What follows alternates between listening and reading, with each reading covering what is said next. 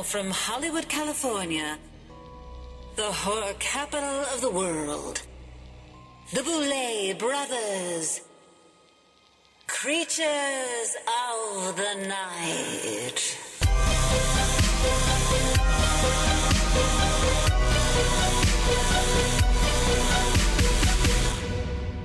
Welcome to the show, everyone, and welcome, Swanthula, to my podcast. Just kidding, our podcast. I just want to tell you before we get started, I don't want you to look at me unless you do it through the new bold glamour effect on TikTok. So for the whole podcast, I want you and Ian to hold your phone up and put that filter over me, and that's the only way I will go forward for this episode. Okay, hold on. Give me 1 minute. I'm getting my phone out right now.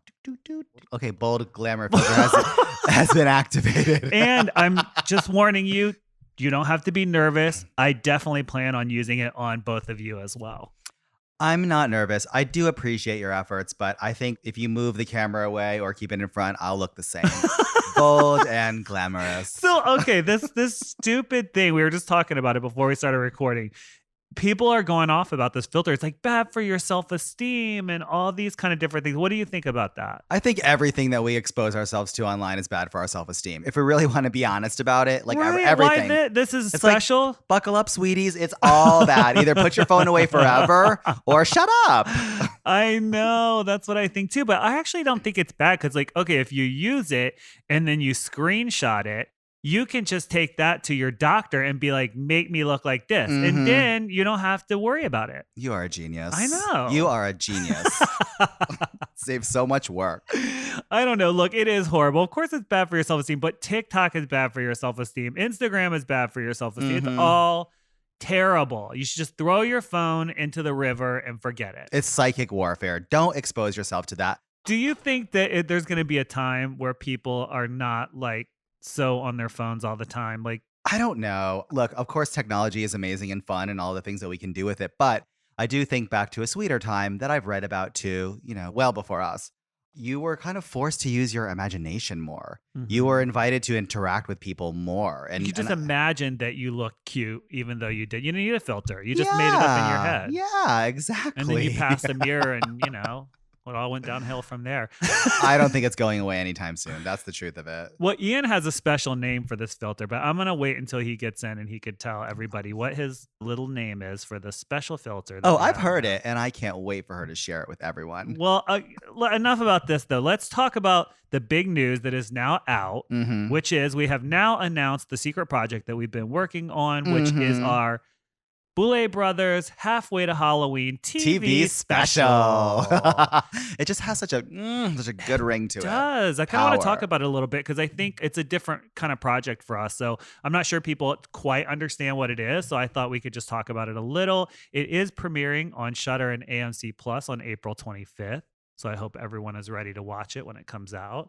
So let's talk a little bit about it. So this is a scripted variety show starring a bunch of people, actually, a bunch of different stars. And the stars attached, the stars. It's incredible. I mean, absolutely incredible. People from Saturday Night Live, Dune, Scream, The Craft, Dragula, of course, Suicide Squad, Reanimator, Us. I mean, the list just goes on and on and on. I'm excited because it made me kind of know that we were on the right track with this. I feel like the minute we announced it, the minute we started doing it, people started reaching up like, oh my God, I want to be a part of that. I want to be a part of that. And the names that were coming out, I was like, wow, really? I'm like, okay, I'll definitely write a script for you real fast, Oh, and your writing is so stellar right now. Thank you. I have to give it to you, Drac. It's so wrong. It's so twisted and irreverent and disrespectful. I'm so proud of you.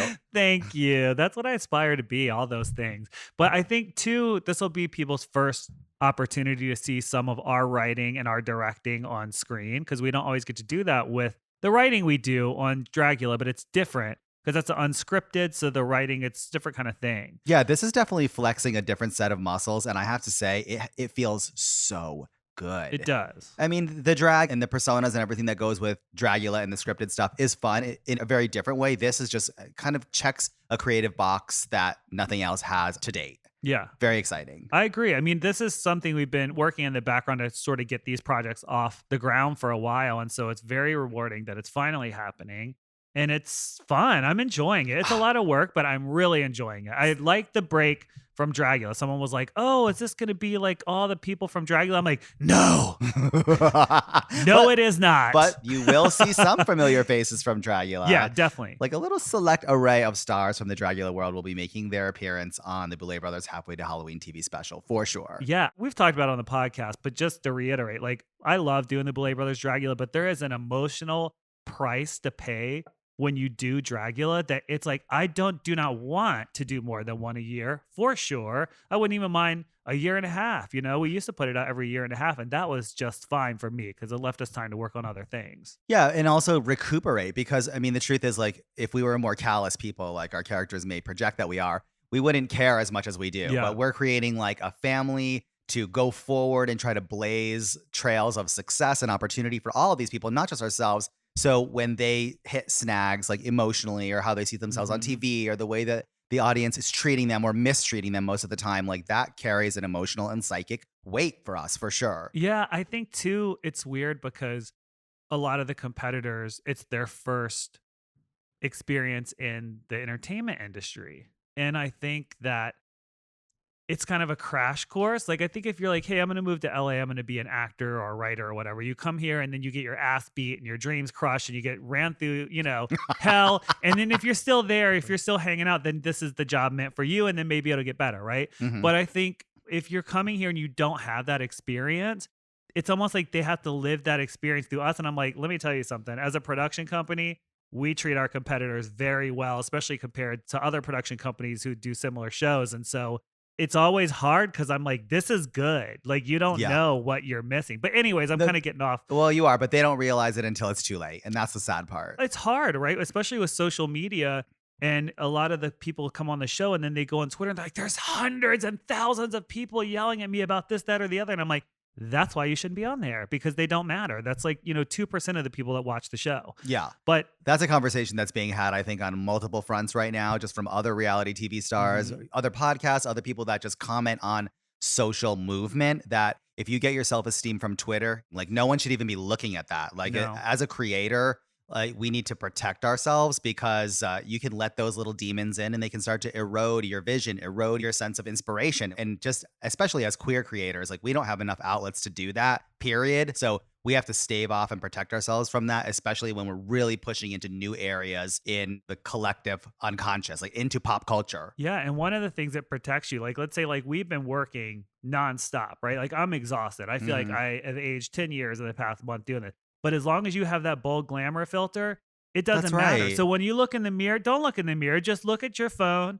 Let TikTok steal all your DNA and everything. It's fine because it's worth it. It makes you feel great. Let me assure you, Drac, I'm looking through my phone right now and this glamour filter is in full effect and you look 10 years younger. Okay, so we talked about that. We talked about the special that's out. The tour is obviously coming up. I'm very excited about that. I don't know. I put a couple of teasers out on social media of you getting your face cast for it. I haven't showed any. I'm not going to show any of the props or anything or the set pieces. But I just have to tell people like you need to come to this tour. Your mind's going to be blown. This is not like the last Dragula tour. This Titans tour is all theaters. It's very theatrical. It's seated. It's a different kind of experience. It's definitely presenting our cast and our show in a way that we've never done before. It's exciting and we never rest, right? We always want to kind of transform. And this is a way for us to take the tour, which was very successful by all measures, hugely successful, the season 4 tour, but we wanted to change it and morph it into something more theatrical. And that's where I live and love to be. Well, that's where all this is born, right? For us,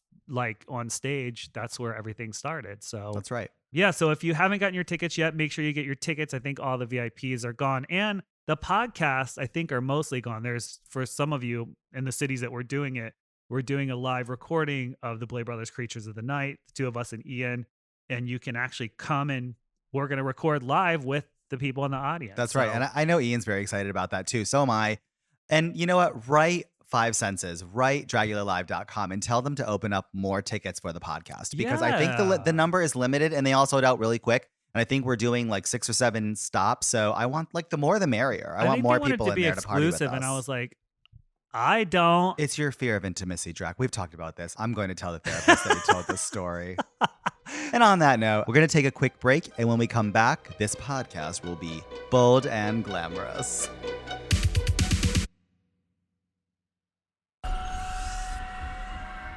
Hello, lovers. It's Swanthula Boulet here, and I've got some very exciting news for you. The Boulet Brothers Dragula Titans Tour is set to terrorize the US, Canada, Australia, and New Zealand, and tickets for the show are now available at dragulalive.com.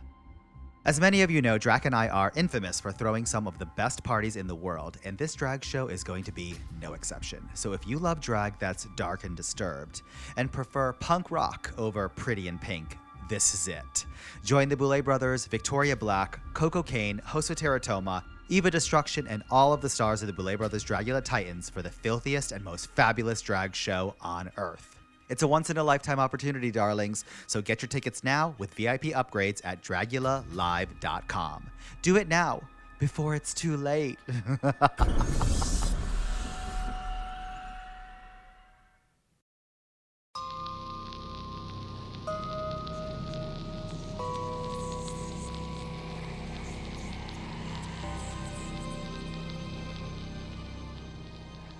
Ian, welcome to the show. But before we get started, I think it's time for you to tell all of us your feelings about the bold glamour filter and what you have named it. Oh, wait, that's why she looks so fucked up. Let me get my phone. Okay, you look a lot better Oh, now. thank Okay, God. go ahead. I was really scared. I didn't see the phone. I was like, oh my God, they're going to see me. Oh, Got my phone. God. Okay, now you can talk. Oh, thank you. Well, on the positive side, I think people should be able to do whatever the hell they want. I think that if you want to put the bold and glamorous filter on, do it, diva. If you want to arch your eyebrows and look crazy, or you want to have no eyebrows, whatever makes you feel bold and glamorous. Are you coming for me right now with that comment? Oh! Because these eyebrows are gone. these eyebrows are deceased weeks ago. And you are looking bold and glamorous, diva. I know. Yeah, so, like, if it makes you feel bold and glamorous to use the bold and glamorous filter, by all means, do it. Me personally, though, when I see myself with it, I get really scared and grossed out. Like, listen, divas, like, I have spent an entire lifetime trying to break down the shit where I'm like, I'm ugly, to be like, oh, my pussy pops severely. So when I look at myself in the mirror, I'm like, oh, I love that person. And then when I look at the bold and glamour filter, I'm like, who the hell this bitch? Yeah, no, you look at the filter and your face is normally beautiful, I'm sure, like mine. But when you look at it through the bold and glamorous filter, you look pussed and plumped and prepped and ready. It's like death becomes her when you get the shot. It's just a little bit of... Well, here's the tea. Is like, I think that maybe like the bold and glamour filter just isn't for me, because I think that what it does is like you get the buccal fat removed, you get your eyebrows arched. I'm like, listen, ladies, cheekbones snatched, eyebrows arched already. So it's like it does it. I'm like, oh, we are serving like glamour, honey. Yeah. She's pussed, she's plumped, she's ready. Always.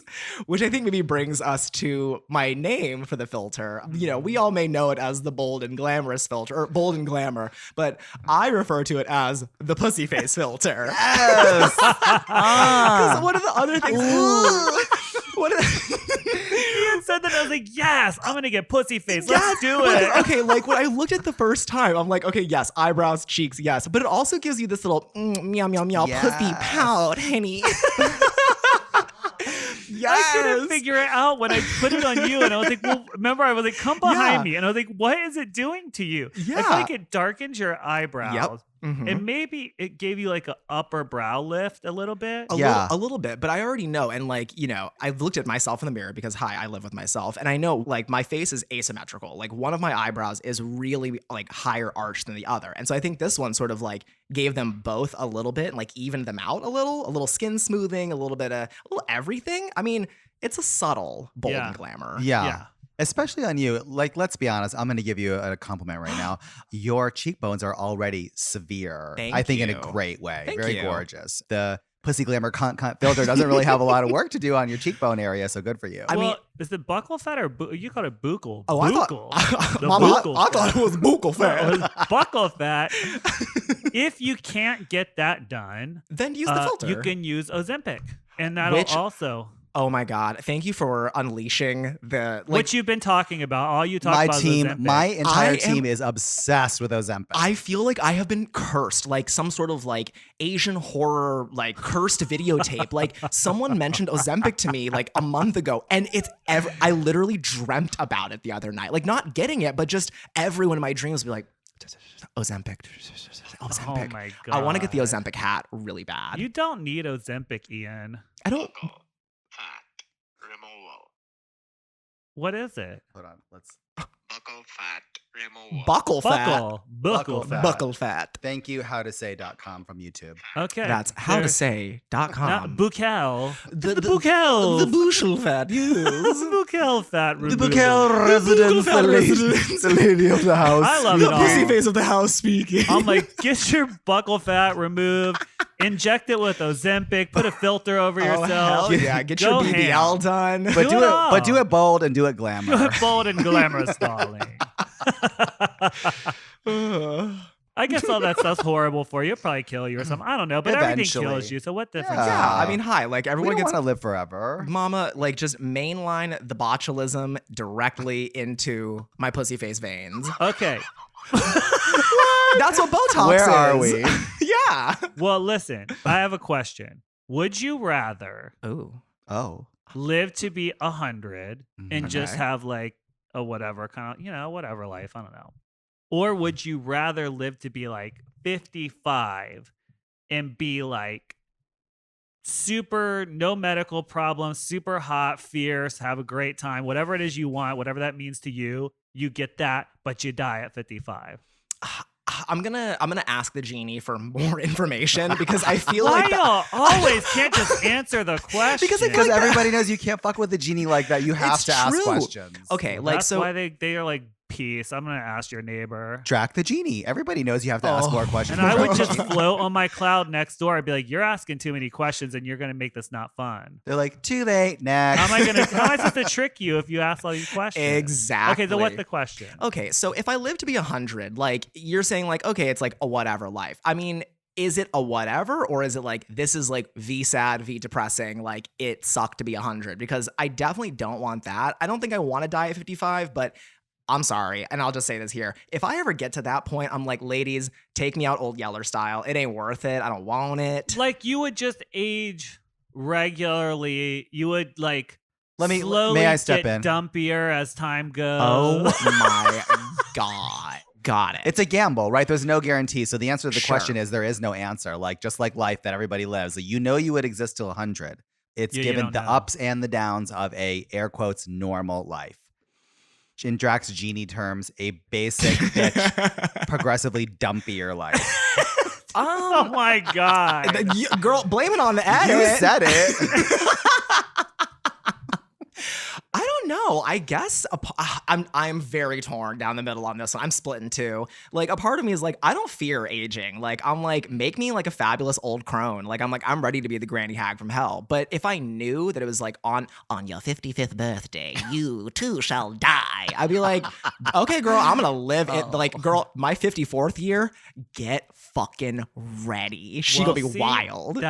This is the whole lesson, right? Mm-hmm. It's all about your perspective. So if you live to be 100, Wait, Drax could Genie make is now becoming Drax Sage form. Sage, Go on. that's right. She's almost at her you final could form. live. It's all about your headspace, right? You could live to be Yeah. 100 and have a fabulous life no matter what, and still do all those things. Or you could live every day like it's your 54th birthday. Wow. Ooh, bitch! That Oh, is- you're so burnt. Like you That didn't is- think of that, and you needed Drax the Sage to let you know. So all of our listeners know now. Live every day like it's the last day of your 54th 'Cause birthday, at and on 55, 55 you die. Over.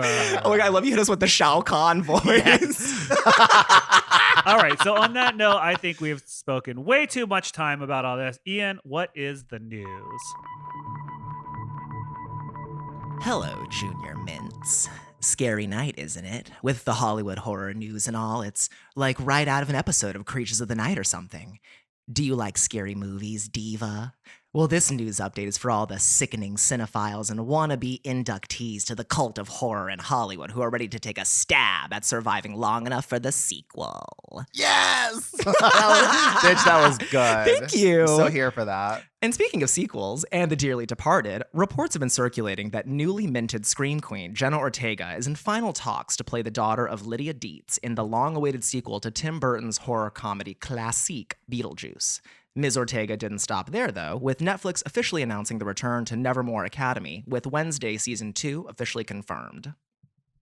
I hope they don't burn her out. Like, she's cute and I like her, but if I see her in everything, she's going to be annoying really fast. That was my concern. is Okay. that I'm like, maybe it's just me. I can be moody sometimes, but I'm already like, you need to back it up a little bit. Mhm, You need I'm to with you. back it up a little bit. You're coming in a little too hard and fast for my taste. Yeah, I don't have anything against Jenna Ortega. Like, I generally like Jenna Ortega, I guess, but and not high. Not that everyone's in direct competition, but I kind of prefer the way that, like, you know, other newly minted Scream Queen Mia Goth is doing. Like, I feel like Mia Goth is like Not sort of to effortless. put them in competition with each other, which I'm just going to do real quick. Exactly, yes. I kind of prefer the way that her team, I mean, because like, let's be real. It ain't Jenna Ortega being like, all right, ladies, here, I'm going to mastermind my career moves myself. Like, I just kind of prefer the way that other stars are doing. Like, I feel like with Jenna Ortega, it is a little like, it's too much. Like, just slow No, down. I saw her at the Pasadena Flea Market Rose Bowl, and she walked right past Mia Goth and just pushed her out of the way. It's true. I saw Wow. it too. Yeah. And then she spit on her. Mm-hmm. Damn. Then she pulled her hair. And this is the news, so you know it's real. I really did see Katya there out of drag, for real. I don't know why I said that, but I did. We saw her in the cemetery too when we watched Carrie. I run into her everywhere. Isn't it weird? We run into her like everywhere. Yeah, we went to the Hollywood Forever Cemetery to the Cinespia viewing of Carrie like last summer, and her blanket was right next to ours. And I started texting her, and I was like, "Oh, here with your boyfriend." I'll do my screen voice. Yes. Here with your boyfriend, Katya. Oh, brought your own snacks. How convenient. And she's like looking around. She's like, well, "Oh my God, you twisted bitch. Like, are you watching me?" I'm like, "I'm literally right next to you."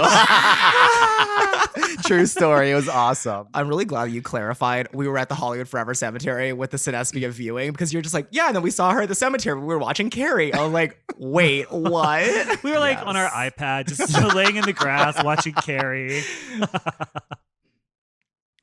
Diving deeper into the murky waters of sequels, prequels, requels, and unofficial spin-offs, the success of Cocaine Bear has spawned numerous other drug-fueled animal rampages, such as Attack of the Meth Gator, and now debuted with an official trailer, Cocaine Shark. While Crack Dolphin is sadly not related to Elizabeth Banks' masterpiece, the director has previously expressed interest in adapting the news item of police finding 3.5 tons of sweet, sweet yayo floating in the Pacific Ocean last year. What about I know Weed Sloth? Meth Gator's on Grinder right now. Listen, I hooked up with both Meth Gator and Weed Sloth and Crack Dolphin when we were in Miami. Oh, absolutely. I remember her. And Ozempic Bear. Yeah, I read somewhere that they were like, why did they not trademark all these animals with drugs when they made Cocaine Bear? Because they're like, duh, but maybe they just didn't think it was going to take off the way it did. I don't know. Or maybe it's that Cocaine Bear is actually awesome. And I feel like these other ones are like low budget, like Sharknado ripoffs. I mean, no offense if you Yeah. like Sharknado and those, but I mean, That's these exactly- feel exactly that. cheap. Do you think people will see that, or do you think they'll get confused and be like, oh, it must be like Cocaine Bear? I don't know. I feel like there's definitely an audience for those. Like, people love the Sharknado movies. I think it's sort of fun to watch movies that are not great. Yeah. Rounding out our nightmarish return to the cabin in the woods is the recent release of the official trailer for, drumroll please, Yellow Jackets Season 2! Ladies, what did you think? It was fun to see the trailer. I was excited to see it. I didn't see a lot of like spoilery. Like, I kept thinking I was going to see something like the blonde girl come back to life, but she didn't. Oh my Mhm. God. And well, I mean, not to say that won't happen. Hey, but keep the dream alive, Drac. Keep the dream alive. it reminded me how much I hate Shauna. That was fun. Shauna, my girl. What did you think? It was exciting to see the world of Yellow Jackets again. Like, Mm-hmm. I don't even care. Like, I'm just like, oh my God, there's Christina Ricci. Yes, Lottie. Oh my God, Antler Shadows. Like, I'm fully on board. Like, I loved it. I need a rewatch. I want to rewatch the whole first season and kind of prep myself psychically for the second season. I remember just loving season 1. All right, Ian. Well, thank you for those updates. Now it's time to move on to this episode's Creature Feature Movie Review. And for this episode, we're reviewing Scream 6, directed by Matt Bettinelli-Olpin. So let's start off with seeing, like, what did you all think about this in terms of how it stands up to other films in the franchise? I will go ahead and say this. Like, Scream is a franchise that I respect. It's not my go-to franchise, but I felt like Scream 6 is an objectively bad movie with some really killer set pieces. I like the Scream world. I usually scream and I usually have a lot of fun. Like, it's definitely a junior mints outing. Like, I jump, I get scared. I jumped at this one too. Hi, everybody knows I'm very jumpy. But I kind of felt like this was a little bit of a fever dream of like repurposed stories and characters and everything. And she's like overstayed her welcome. Like, the roots were there of the original franchise, but I think, has the gag of being a whip smart, hyper self-aware horror movie worn off? And for me, it definitely had. I'll say, I mean, in a general sense, I don't think it stood up to the other films, especially the last one, Scream 5. I felt like Scream 5 sort of reinvigorated everything. And I just felt like this was almost like, like it was almost like a deleted scene, or it was like, why did we do this? Mhm. So are you all invested in these new characters and also like who the killers turned out to be? That would be a no. Although I do appreciate their attempts to like create things like the core four and some of these reoccurring characters to sort of create new, lovable, consistent characters in the franchise. I get it. I respect it, but I'm not invested. Yeah, I would agree. I think that my favorite character in the movie is Gale. And hi, Gale is one of the original characters. And the second that Gale appeared, I was like, oh my God. And I didn't feel that sense of, oh my God, there they are with anyone else. What do you I think of agree. like Jenna Ortega? Like, what do you think of those characters? They're new. Like, are they obviously they're trying to like, let's make a new Sydney or a new, like, is it working or no? I like the Carpenter sisters. I kind of enjoy them. I don't know if we are setting ourselves up for like legacy characters that we love to see over and over. There is something kind of seductive about them being like the daughters of a serial killer. Like, I do love that. That might be like one of my favorite things about Scream 5 and 6. Like, when we see Skeet Ulrich in the reflection, like Billy Loomis's ghost is like literally just there preying on her weak mind. Like, that's my favorite thing about Screams 5 and 6, aka 5 Cream and now 6 Cream.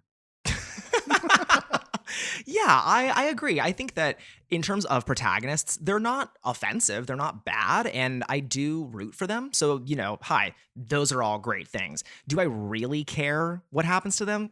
Not really, which I think it's kind of, I think maybe one of the faults is like you have the core four and that's great, but none of them really rise to the front of the pack. Even our leads, I'm kind of like, okay, cool. I like that they're here, but I'm not necessarily like, if they died in the movie, I'd be like, okay. Yeah, I mean, I feel like that with the killers too. Like, I think that was one of the fun things about Scream is like, who's the killer? And so, like, it was like Scream 2, I think, where it's like, oh my God, it's Jackie from Roseanne. And you're like, I don't know, that was fun. And it's always fun to see who the reveal is. And this time I was like, who cares? I mean, that's how I felt. I wasn't invested. I didn't really care. I was like, that's the killer. Okay, is that supposed to get a reaction out of me? Because it doesn't. Exactly the same. I felt exactly the same. I agree. Although I will say, and this is sort of, I think we'll get to this, like the biggest strength for me is, like I said, personally, I don't think the movie is very good, but it does have great set pieces. Like, there are moments that I'm like, I love this moment. Like when it's revealed that there are two ghost faces and they do the double knife wipe. I was like, oh my God, yay! And then when they like revealed, I was like, oh my God, it's going to be Matthew Lillard. It's going to be Matthew Lillard. And then it was the sister. It was the person. I was like, oh, okay. Cue Sigourney wine. One of the things that drove me crazy about this, and they do this in other Screams, but they really laid into it in this one, is that if your character is going to die, you get stabbed immediately in the head and the chest somewhere. But if you're one of the main characters, you're getting stabbed in the stomach or the shoulder exclusively, and you're definitely not going to die. And let me tell you something. You can get stabbed in the stomach 10 times in the same movie. You don't die. I don't know why, but that's what, I mean, and by the way, if you got stabbed in your stomach in real life, you would die. That's all I got to say. Did that drive you? Did you notice that? Like, it was like, Gale, oh, in the shoulder. Oh, you in the stomach. Okay, but Like, I'm going to take this conversation a little hard turn to the left because Gail Weathers was giving. I mean, Yes! she was giving. I mean, this is a lady of a certain age who was fighting love off that. Ghostface after he kills her smoking hot I lover in the other know. room. And she's like on her back from a prone position, fighting him off with a slap, like blade in the middle of the air, like she's some kind of superhero ninja and like lives. It's crazy. Yeah. Two things. One about Gail, like honestly, best badass bitch moment is she's on the phone. She's like, hold on, hangs up, calls Ghostface. I'm like, oh my God, the only person in the entire universe who's ever done that shoots the closet. I was like, okay, that's a win. That is a win. You literally hear like, psh, yeah. But to answer your question, Drac, that's the one thing that actually like made me annoyed to a point where I was like, this is actually not good, is when Jasmine Savoy Brown's character gets, gutted in the subway. And then literally hours later is like running to the ambulance. I'm like, no, she's not. No, she is not running to the ambulance. because not only did she get stabbed, it was like twist. You're twist, right. Oh my God, twist. you're And I was right. like, Like that's a it. It's fish. over for her. But no, she's like, not only did I use my Wolverine super healing powers to heal, but I'm up running around already and I'm ready to fight. I'm like, sit down. Yeah. You're So that was right. sort of weird. I mean, I don't know. Overall, I wonder what this means for the future of the franchise because it was very successful. It had a great box office opening. I don't know what happens with movies like that if they're like they make a lot of money but they're not well received. What is it gonna? Do you think it's gonna continue? What do you think? It will carry on. We just had Scream 5 and it was really good. And I think it breathed life back into something that we hadn't seen for years. And I think it excited the fan base. Maybe Scream 6 is a little bit of a miss in comparison. I wouldn't be surprised if we get a Scream 7. I mean, the ending really set us up for that. Yeah, I think I read that they're already in production for Scream 7. Yeah. It's happening. I kind of love Sam Carpenter, like Melissa Barrera's character. Like, I know she's not as celebrated as her sister. Like, Jenna Ortega is having like such a moment, like we talked about earlier. But I like her face. I like her beauty. I like the position that she holds as like elder daughter of Billy Loomis. Like, it's like the legacy. I want to see her cross over, and I would actually love to see them both because you get both her and her sister cross over into like serial killer mode. I actually think that in Scream 7, we could potentially see for the first time, because I feel like at this stage, that's what the Scream franchise is all about, is subverting the rules of the sequel. They do it every time now. So I'm like, okay, cool. Do I think that Sam or Jenna Ortega's character is going to be Ghostface in the next one secretly? Yeah, kind of. I would really love that. It would be cute. Okay, so it sounds like maybe we're giving this like a C. It's kind of run of the mill, right? Very middle of the road. I would watch it if horror fans should see it just to Yeah. say you did. I'm not running out to watch it a second time, that's for sure. I do want to say, though, my favorite thing about it was the logo treatment where the M became the Roman numeral 6 because that was cute. Like, I'm here for a clever detail like that. All right, well, Scream 6 is still in theater, so you can go watch it there. And when we come back from the break, we're going to dig into your listener questions. So stay tuned. Hello, uglies. It's that special time of year again, so visit BouletBrothersDragula.com for brand new merch from the wicked world of the Boulet Brothers. T-shirts, keychains, stickers, vinyl copies of the Boulet Brothers debut EP, Time to Die, and a brand new shipment of exclusive merch has just become available at BouletBrothersDragula.com. So if you consider yourself a member of the Dragula Coven and truly practice the dark arts, spend all of your nether coins at BouletBrothersDragula.com. Do it now or die.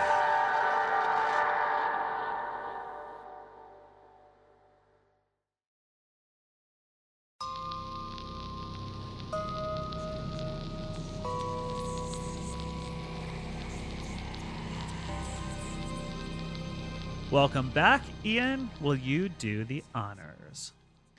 Sydney, it's an honor.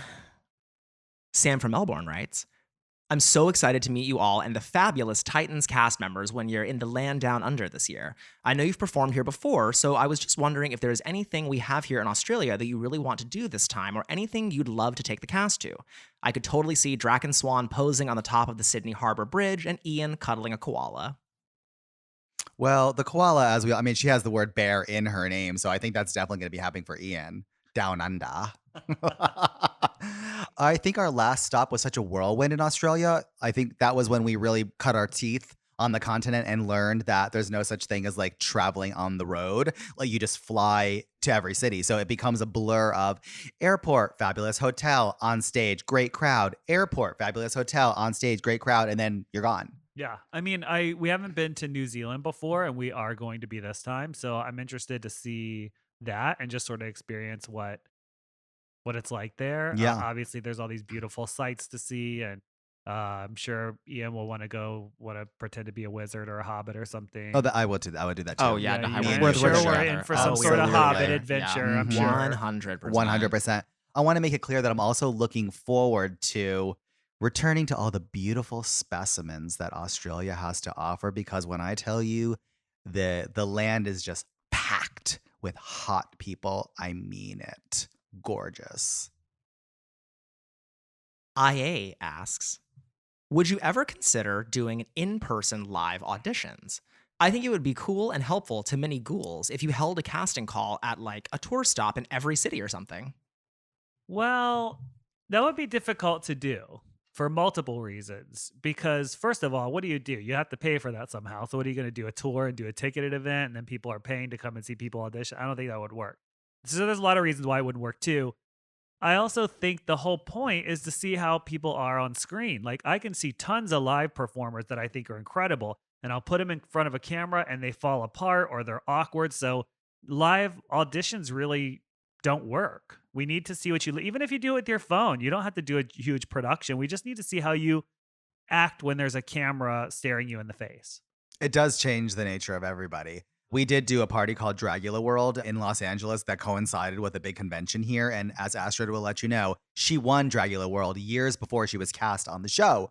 And Dragula World really kind of clapped back to the origin of the television show, which is a competition that we would do all over LA. We did them in San Francisco, in Austin, in Brooklyn. And they were fun when we did them. But I agree with Drac. I don't know that they would be able to be staged today. Kayla from North Carolina writes, will you please, please, please come to North Carolina on your next tour, or at least a little closer to here? Would love to be able to see your live performances. You know, I wish we could go to every city and state, but it's just not our call. You have to tag the tour company. If you want the Dragula tour to come to your city, you have to tag Obsessed International and tell them and get your friends to do it too. And if there's a big enough demand, then I'm sure it'll happen. Well, that's all the time we have for today. Thank you for joining us. And if you want us to answer your questions live on the podcast, please email us at creatures@bouletbrothersdragula.com. Don't forget to rate and subscribe and spread the word about the podcast wherever you see fit. Until next time, The Boulet Brothers Creatures of the Night is hosted by the Boulet Brothers with their co-host and producer, Ian DeVogler. Engineered and mixed by Carlos Bueno, with music by Neuron Spector.